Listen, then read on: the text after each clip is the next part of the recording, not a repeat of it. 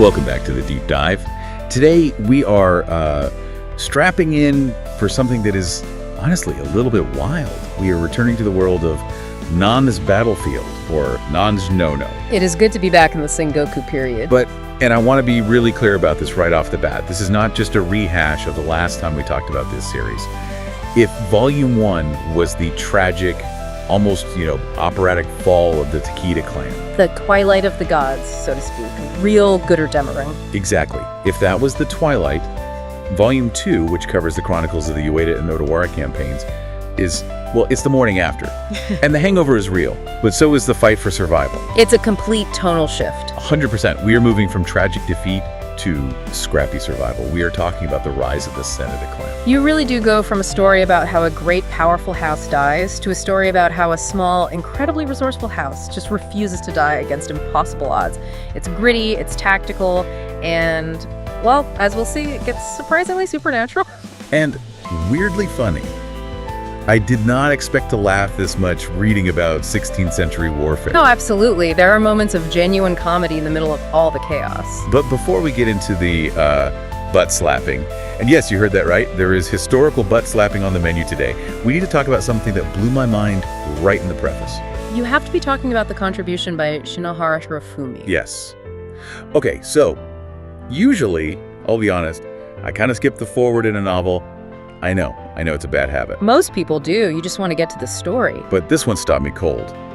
This book, which is a historical fantasy novel, opens with a note from a guy living in Nagano Prefecture today, in the modern era, who basically says, "Hi, I'm the descendant of the people this book is about." It's a fascinating anchor to reality, isn't it? Shinohara Hirofumi is a direct descendant of the Shinji Maidai. The Shinji Maidai. Okay. Let me unpack that term because it sounds important and it's central to everything. It is. So in the novel, we have the character Maruyama Iori. He's the manager, the handler, the sort of troop leader for these wandering priestesses, the Nō. Right. Well, the Shinohara family, who were originally the Maruyama family, were the real-life historical stewards of these priestesses in the Netsu region for centuries. So Maruyama Iori isn't just a plot device. He's based on the author's actual ancestor who did this actual job. Precisely. And Shinohara-san explains in this preface that his family preserved this lineage all the way through the Edo period and deep into the Meiji era. He talks about how when the Meiji government forcibly separated Shinto and Buddhism, the priestesses, they lost their livelihoods. Their whole world was upended. Completely. Yeah. And to survive, his family had to pivot. They ended up getting the rights to distribute Ibisu charms from the famous Nishinomiya shrine. That is such a specific, tangible detail. It's not just a vague, we carried on the tradition. It's, we had to find a new business model. It grounds the whole story. It does, because when we talk about wandering priestesses or female spies in fiction, our minds usually jump to, fantastical ninja women in skin-tight outfits doing backflips. The classic kunoichi stereotype. Right. But this preface comes in and says, no, hold on. These were real women. They had a real organization, real managers, and they played a vital, if overlooked, role in regional society that, mainstream academia has largely ignored. It validates the entire premise of the book. It says, look, the magic might be exaggerated for the story, but the structure, the existence of these women walking the roads, connecting villages, gathering information, that's history. Right, it's the perfect hook. So with that heavy dose of reality in mind, let's lay out the roadmap for today. We have, 3 main pillars to get through for this volume. It's a dense one. It is. First, we're going to dig into what you've called the therapist spy theory. A fascinating reinterpretation of espionage, I think. Second, we are going to break down the art of war, Sanada style, which involves some very unconventional weaponry and some psychological warfare that is just next level. You're not kidding. And finally, we're going to look at the human drama, the romances, the tragedies, and the sort of dark turn the book takes in the second half. It gets grim. It really does. It's a dense volume. There's a lot to cover. So let's dive right into Pillar 1, the Spies, the Nonōs. In Volume 1, we established that they're wandering priestesses. But Volume 2 really digs into how they operate. And it's not James Bond. No, it is not. And this goes right back to that Shinohara contribution we just talked about. The source material emphasizes that their primary role was religious and, well, psychological. Counselor theory. I absolutely love this concept. Think about the era for a second. It's the Sengoku period. There's constant war, death, famine. People are deeply traumatized. Who do they talk to? They can't exactly book an appointment with a therapist. No. But then a group of women arrives in your village. They're outsiders, so they have no stake in the local grudges or politics. They're religious figures, so they're seen as trustworthy, and their main service is performing Kuchiyoshi spirit channeling. Right, we learned about that. Ikiguchi, channeling the spirits of the living, and Shiniguchi for the dead. Exactly. They offer to let you speak to your husband who died in the last battle, or your son who's serving a lord miles away. Now, in the process of setting up that ritual, what happens? You'd have to tell them everything, your worries, your fears. You pour your heart out. You talk about your grief. You talk about the troop movements you saw on the road last week, the new tax the local lord is levying, the fact that the castle is running low on rice, all of it. So they aren't like sneaking into tents to steal documents. They aren't breaking into safes. They're just listening.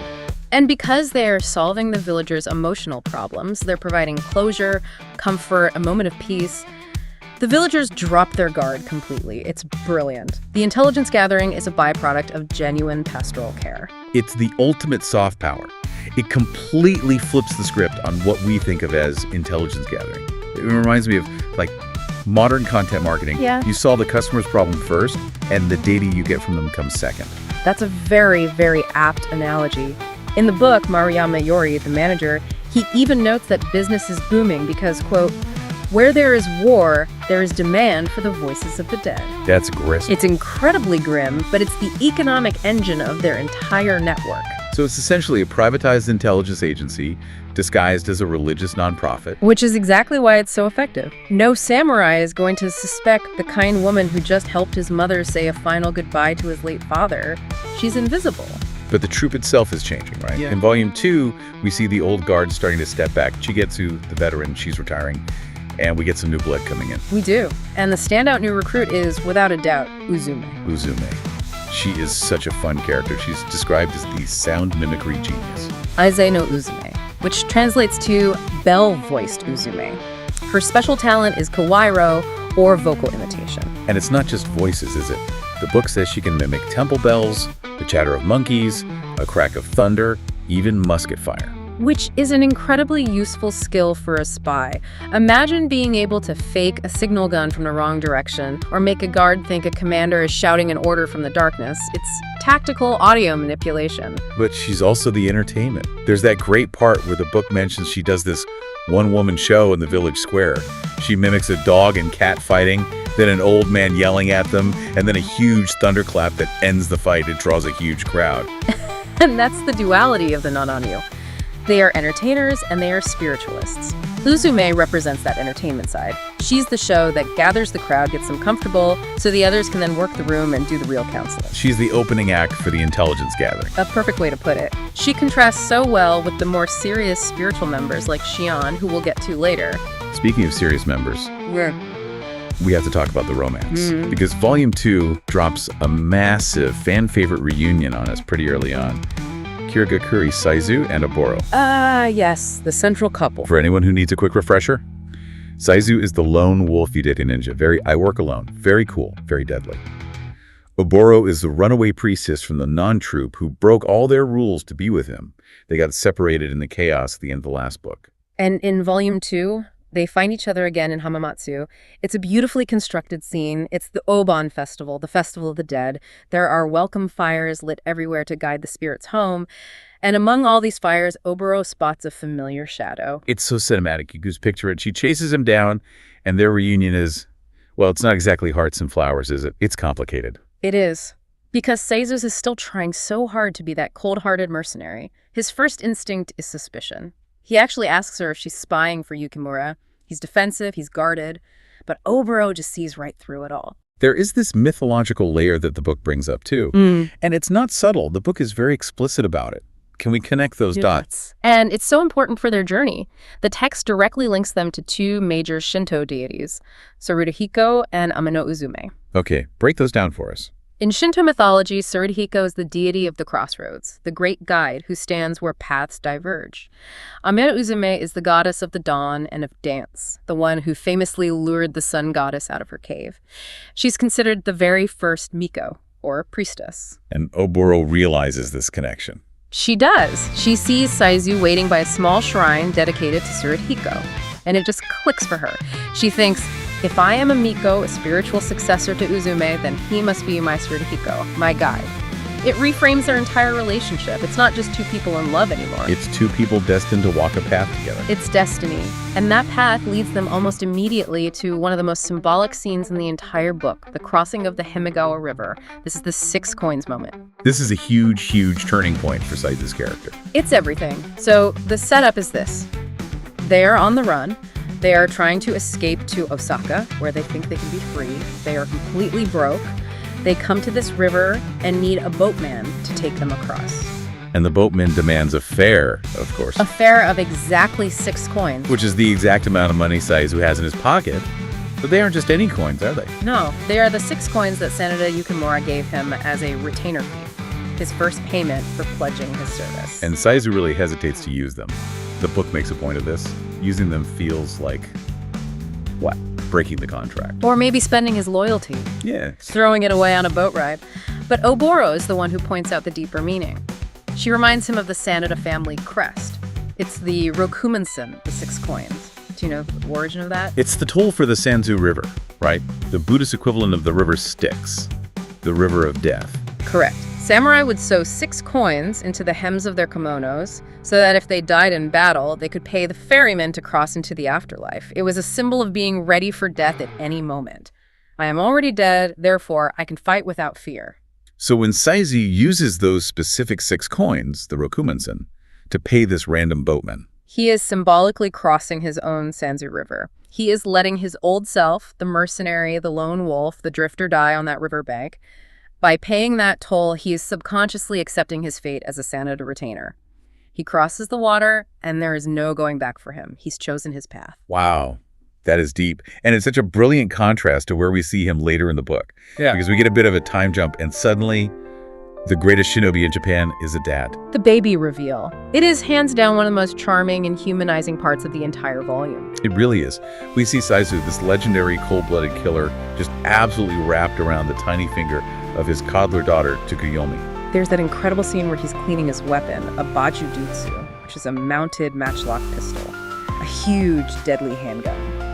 And the baby, his daughter, just reaches for it. And she's just screaming, want, want.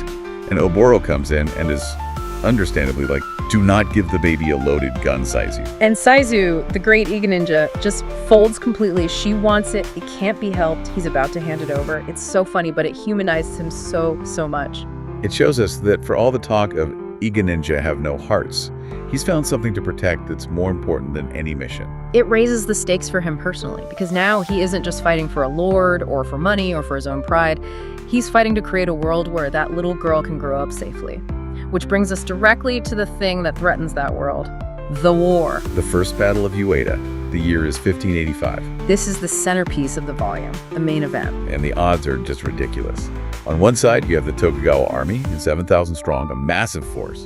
And on the other, the Sanada, with what, 2,000? Maybe 2,000 if you count every farmer with a pitchfork. It's a true David versus Goliath scenario. An impossible fight. But the Sanada have their secret weapon, Sanada Masayuki, the patriarch, the dad, the strategist. And his philosophy is intense. It's total war. Yeah. Masayuki doesn't fight battles. He designs death traps. He doesn't just use his soldiers. He uses the geography, the layout of his own castle town, the weather, and especially the psychology of his enemy. Okay, let's talk about the traps. Yeah. Because some of them are pure genius and some of them are just gross. You are definitely thinking of the Porridge incident. I am 100% thinking of the Porridge incident. So Masayuki's original order to the villagers is to collect, how do we put this delicately, night soil. Sewage. You can dump on the invading enemy from the rooftops. Which is a valid medieval tactic. It causes infection, it destroys morale, it's disgusting but effective.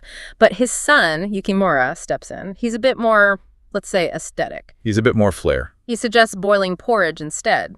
Which sounds much nicer. Until you realize that boiling hot, thick gruel sticks to you like napalm. It is arguably much, much worse in the immediate moment, but it shows the fascinating difference between the father and the son. Masayuki is all about ruthless, brutal efficiency.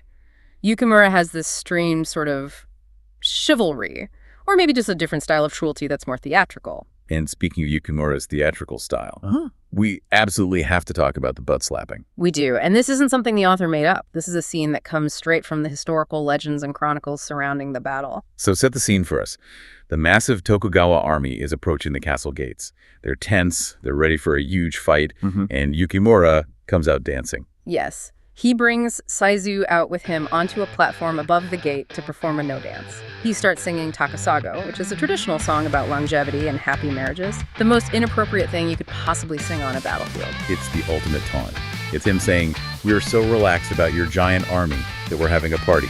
Exactly. It's pure psychological warfare. And when the Tokugawa commanders get annoyed and their musketeers start taking pot shots at him, Yukimura stops the dance, turns around, lifts the back of his robes, and slacks his bare buttocks at them. It's so childish. It's so disrespectful. But it worked, didn't it? It worked brilliantly. The Tokugawa samurai are proud warriors from the heart of Japan. To be so profoundly insulted by this rustic country samurai from the mountains, they lost their heads, they completely broke formation and charged blindly in a fit of rage. And they charged right into Masayuki's trap. Right into the maze of the Ueda castle town. The streets were deliberately designed with dead ends, confusing turns, and choke points. The Sanada soldiers weren't on the streets, they were on the roofs and in the houses firing down on them. It was a complete slaughter. And then when they're broken and retreating, comes the checkmate, the dam. The Kanagawa River. Masayuki had ordered it dammed up upstream days before the battle. He waited until the Tokugawa forces were in full panicked retreat, trying to cross the now dry riverbed to escape. And then he gave the signal to break the dam. A flash flood. It's terrifying to even imagine. The expert analysis in our notes compares Masayuki to a shogi player. Because he is playing a different game. While everyone else is on the ground swinging swords, he's on a tower, moving the terrain itself. The book describes him calmly playing a game of shogi, Japanese chess, while the battle rages. He treats the flood, the fire, the town itself as pieces on his board. It establishes the Sanada not just as brave, but as intellectually terrifying. They're always thinking 3 moves ahead. This is the moment the Sanada go from being just another small clan to being legends. They beat the mighty Tokugawa Empire with a dam, some hot porridge. And a bare butt. Never forget the butt. Never forget the butt. But even with this incredible victory, there's a cost. And this leads us perfectly into the tragic heroines segment of our dive. Because while the men are out there slapping butts and breaking dams, the women of the Sanada clan are dealing with some heady emotional fallout. And we have to start with Kiyo-ni. Kiyo-ni, the storyline just broke my heart. She's Nobuyuki's wife, was his first wife, or his first love at least. Nobuyuki is Masayuki's eldest son, Yukimura's big brother. He's the dutiful, responsible one. And to save the clan, he has to make a political marriage to Komatsu Hime, who is the daughter of the Tokugawa powerhouse general, Honda Tadakatsu. And this just pushes Kiyo-ni completely to the side. She's demoted in status to a concubine, even though she was there first and they have a child together. And the symbolism the book uses is just brutal. To show his new allegiance, Nobuyuki is forced to change one of the kanji characters in his name. He goes from the Yuki, meaning luck, which he shared with his father Masayuki and his brother Yukimura, to a different Nobu from the Tokugawa lord's name. To Kiyo-ni, that must feel like the man she married has literally died and been replaced by someone else. She says as much. There's a heartbreaking line where she says, "That is not my Nobu-chan anymore." She feels he's become a complete stranger, a Tokugawa man. And she channels this grief and anger in a very unique way. She gets into a duel with the famous warrior princess. The duel with Kaihime, this is such a great scene. Kaihime is the legendary warrior princess of Oshi Castle. She is the real deal. She shows up ready for a fight, sword in hand. And Kiyo-ni, the wife who has been managing the household, fights her with a rice paddle, a shimoji. It sounds completely ridiculous, but the book frames it as the Agatsuma style of fighting. Using what is at hand, it's her domesticity, the symbol of her role, turned into a weapon. It's like she's saying, my domain is the home, and I will defend my honor within it with the tools of my trade. Precisely, and in that bizarre duel, they form a bond. They're two very different women who are both trapped by their stations. One, a princess who is forced to fight like a man. One, a wife who has been displaced by politics. They recognize the warrior spirit in each other. It's a wonderful moment of female solidarity in a world completely run by men. And then on the other side of the emotional spectrum, we have Shion. Poor Shion. She's the cook who's also a Miko, and she is hopelessly in love with the hero, Yukimura. But she has the gift or the curse of prophecy. She can see visions of the future. And one day, she sees a clear vision of Yukimura holding a child in his arms. Which sounds like a good thing, a happy future. Except she knows, with absolute certainty, that the child isn't hers. It belongs to Akihime, the noblewoman Yukimura is destined to marry for political reasons down the line. Ugh. That's the ultimate tragedy of the knowing too much trope, isn't it? She loves him with all her heart, but her own power has shown her that her love is doomed from the start. It adds this deep layer of melancholy to the whole story. The Sanada clan might be winning these spectacular battles, but the individuals within it are losing their personal dreams and happiness. Now, we mentioned supernatural stuff earlier. We've seen hints of it with the Miko's spirit channeling, but this part of the book really leans into it with the Dragon Sisters. Aoi and Yuna. This is where the book basically says, okay, yes, this is historical fiction, but for this chapter, we are going full fantasy. So the situation is, there's a terrible drought in Ueda. The crops are dying, the rivers are low, and politics can't fix a drought. Masayuki's brilliant strategy can't fix drought. So they call in these two mysterious sisters. They possess these Tai-jewel, sacred magical artifacts, and they perform a ritual at a local waterfall that has dried to a trickle. And it works. Like, it really works. The book describes the waterfall reversing its flow, flowing upwards. A literal dragon appears in the mist. And then the heavens open up and rain falls. So why do you think the author included a scene like this? In a book that's so focused on grounded tactics and human psychology, why throw in a literal dragon? I think it's to emphasize that there are things that are even beyond Masayuki's control. He can manipulate people, he can manipulate armies, he can manipulate terrain, but he can't make it rain. Exactly. It shows the limits of human intellect and planning. It suggests that the Sanada's survival isn't just about them being smart, it's also about them being, in some way, blessed by the forces of nature or the gods. Or perhaps, as we see later, cursed by a certain destiny. It adds a layer of mysticism that elevates the Sanada from just clever warlords to something almost chosen. Which brings us to the final major arc of this volume. And it is a major tone shift. We go from the triumph and magic of Ueda to the darkness and horror of Hakyoji. The infiltration of Hakyoji Castle. This is where we meet the true villains of the piece, the Fuma Party. We've seen different ninja clans, Saizo's from Iga. We've seen hints of Koga ninja working for the Sanada. How are the Fuma different? The book goes out of its way to describe them as something other. They're called monsters or aliens. Their leader, Fuma Kotaro, is described as an 8-foot-tall giant with red hair. They represent the unknown, a chaotic element that doesn't play by any rules, not even ninja rules. They are agents of pure disruption. And the Sanadas try to infiltrate their territory using, well, a very risky play.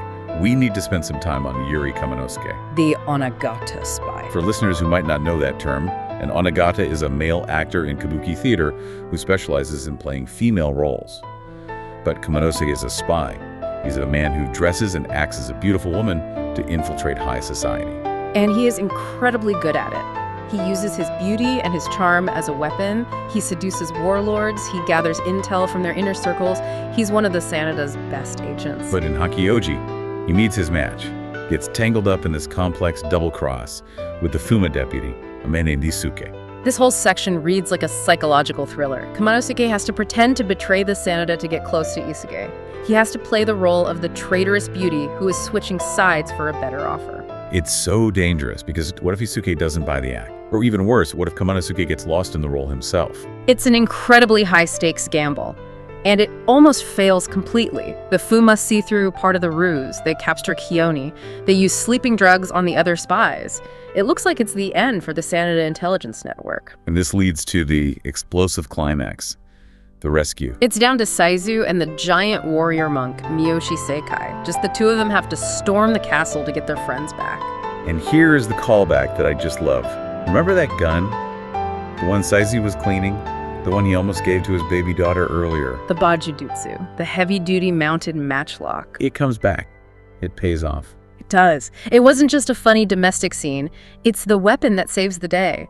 Saizo uses that specific, powerful gun to shoot the Fuma giant in the final confrontation. I love that kind of narrative symmetry. The very symbol of his new domestic life, the gun he lets his daughter play with, becomes the crucial tool that saves his other family, his family of spies. It ties the whole volume together perfectly. The domestic and the martial. The love and the war. For the Sanada, and especially for Saizo, those two things are now completely inseparable. So we have covered a lot of ground. We've gone from therapist spies to butt-slapping taunts to literal dragon rainmaking. As we wrap up this deep dive into Volume 2, what's the big takeaway here? What's the central theme? I think the core message is about survival in a changing world. Unpack that for us. Well, Volume 1 was about the Takeda clan. They were an old-school, honorable, powerful house that couldn't adapt to the new realities of warfare under Oda Nobunaga, and so they died.